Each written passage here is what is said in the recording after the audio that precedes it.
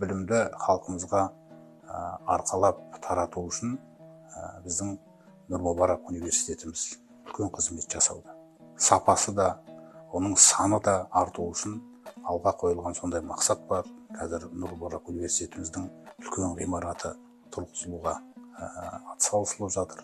Мысалы, ертең бір 20 жылдан кейін ба, 10 жылдан кейін ба бір ғалым шығады делік. Сол Нұр-Мүбаракта.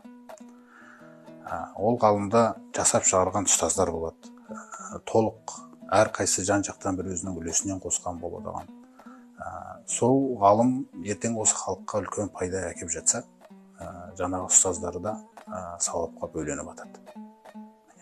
Біз ұстаздарынан асып түсетін шәкірттерді тілейміз Алладан.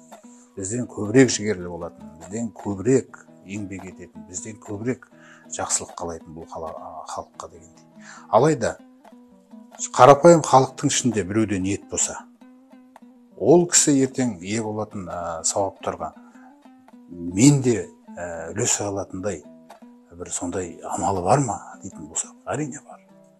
Мысалы, сол ғимаратты Құдай қаласа салуға ат салысқан әрбір адам, әрбір қазақ кім қанша малмен көмектесе алады.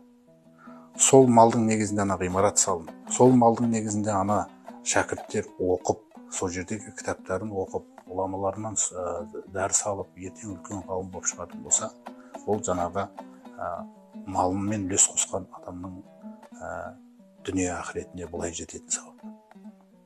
Сондықтан да жақсылықта бәріміз ат салысу керекпіз, иншалла. Сонда жай қазақ қана емес, мұсылман қазақ деген үлкен ұғым болады.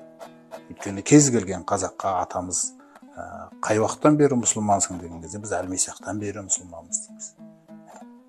Әлмисақтан бері біз мұсылманбыз. Осы нәрсені біз қияметке дейін арқалаймыз.